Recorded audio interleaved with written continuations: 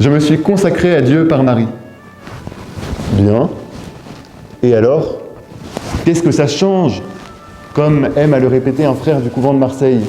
C'est la fameuse question du rapport entre action et contemplation. Voilà, vous êtes décidé à vous consacrer à Dieu par Marie. Nous allons voir ce que cela signifie à travers les prières de consécration à Marie, puis à travers Marie elle-même, première missionnaire. Commençons par la prière de consécration de Saint Louis Grignon de Marie de Montfort. On ne la présente plus. Il est bon de la prier chaque jour, avant de commencer sa journée, pour offrir toutes ses actions. D'ailleurs, que nous dit-elle sur nos actions? Prions.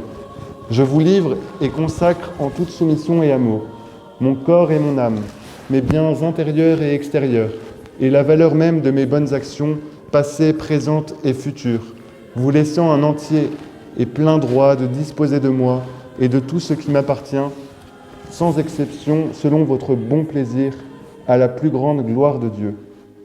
Ce qu'on vient d'offrir ici, c'est le mérite de nos bonnes actions. On le remet entre les mains de Marie pour le salut des âmes. On offre sa vie tout entière en une prière continuelle. Saint Augustin disait « Louer Dieu en parole, on ne le peut toujours, mais le louer par sa vie, on le peut toujours. » Deuxième prière de consécration, celle de Saint Maximilien Kolbe. C'était un franciscain qui, à Auschwitz, se porta volontaire à la place d'un père de famille pour mourir dans un bunker de faim. C'était un grand apôtre de l'Immaculée.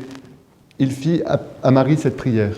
« Quand tes mains immaculées, si riches de miséricorde, je devienne un instrument de ton amour, capable de ranimer et d'épanouir pleinement tant d'âmes tièdes ou égarées, ainsi s'étendra sans fin le règne du cœur divin de Jésus. » Se remettre à Jésus par Marie, c'est donc accepter de se faire l'instrument de l'amour du Seigneur.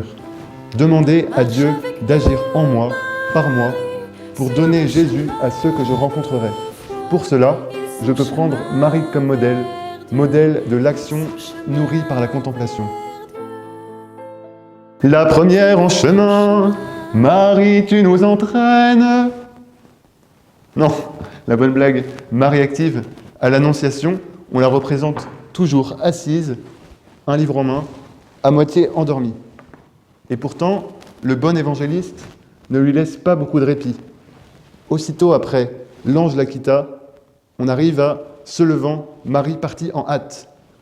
Ce verset doit vous être familier.